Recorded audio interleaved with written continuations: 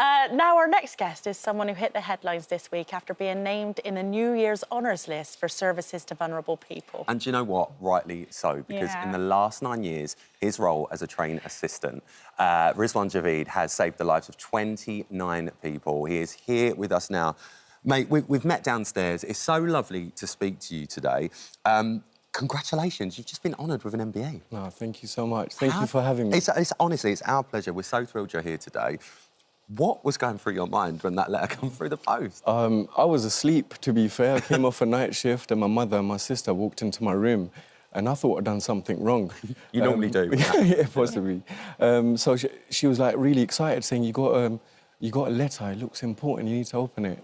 And I was like, Mum, when I get up and, like, later on, I'll open it. She goes, no, open it now. So she insisted, so I said, look, why don't you open it and read it out? So she read it out and they were just, both of them were just over the moon, handed it over to me. I had to read it like 10 times. Yeah. And still I'm finding it difficult to digest, you know. It's an amazing feeling, but I feel like it's a great opportunity for me to continue spreading the awareness on a wider scale. And generally, I think it's a great achievement for the railway and all my colleagues and the railway family of what a lovely job, an amazing job we do on a day-to-day basis. Do you know what? You've got such a lovely way about you. I've been talking to you and you can tell you've got a gift. Some people have their calling in life and I definitely think this is your calling. But how did you become to help people in these vulnerable situations? Because you are meeting people at their darkest hour. How do you even know that they're at their darkest hour? I mean, part of the training course that I attended with Samaritans, they teach you what sort of signs to identify, look out for, how to take a person to a point of safety. Facial expressions is an obvious one. Type of clothing people wear in line with the weather condition. Really? Missing trains, asking about non-stopping services. And it's just about engagement and wanting to do it from the heart, you know, open a conversation, build small talk, building that person's trust. And I feel the biggest thing is having the confidence. But if you really want to make a difference from the heart, it's an amazing feeling. You'll go out your way and you'll do what you can for that individual. Like you said, it was probably their lowest point in life. And for those people who didn't see the headlines, you work at, is it Ealing Broadway? Work at Paddington. At Paddington, you work at Paddington. So you work on the Elizabeth line platforms, you work there. How does it feel knowing that this letter's come through, not only have you got an MBE, and as an amazing an honour that is, not to take away from that, but the amount of lives that you personally have saved? Because I understand someone actually came back to speak to you. It was someone that you'd spoken to on a platform that was considering taking their own life. Yeah. And they came back to thank you. Yeah, it was a few weeks after the intervention and it was the middle of peak and they ran over and just gave me a hug and she just said, thank you for being there that night. If it wasn't for you, I wouldn't be here today. That just made my heart melt. It's a feeling that you can't describe. That person was family to me. You're literally like a guardian angel. Yeah, you are. You're like an angel. I'm just trying to do my best to make a difference in this world. You've helped 29 people, OK? And it's just so heartwarming to listen to all the stories. But do you look at life totally differently now? Because you've seen everything that you've seen. Do you look at life in a whole different aspect? Or?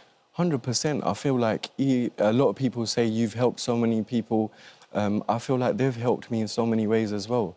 They've developed me as an individual, and I've learned so much things along the way, and I appreciate all them things that we potentially take for granted every single day. So I just want to thank them also for being there, because I am who I am today because of them people. And the way you speak, I mean, the way you're speaking now, like, I mean, we could talk to you for the next 2 hours because you've got such a lovely way. And mental health has always been something that you've always been very passionate about, especially within the Asian community as well. It's not spoken about that Definitely. I say, if we're honest with each other, when we wake up in the morning, everyone's fighting a battle of some sort, and it's important we speak about it. And speaking about it determines how you end up in life.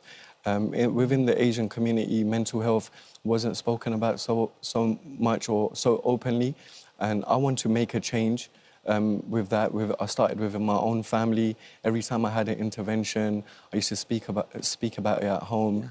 And initially, people were like, my sister or my mother would be like, "Oh no, really? Did someone actually do that?"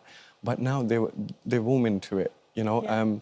And I think going on TV, spreading awareness and stuff, got some amazing messages of people saying they want to join Samaritan's training or they want to be a mental health first aider and they want to make a difference. So for me, it's just overwhelming that I'm just one person, and if everyone joins the journey, I mean, we can make this world a better place. There's a lot of people watching this show and, you know, they might be going through a bit of a tough time at the moment.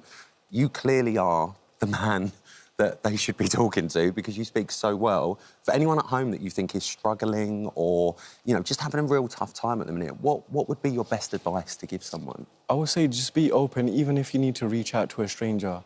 If you fear judgment, speak to a stranger. Don't bottle it up. Speak about it because people will be inspired by your journey. You know, there's people out there probably going for the same battle. Listening to your story will inspire them and give them the confidence and courage to overcome what they're experiencing.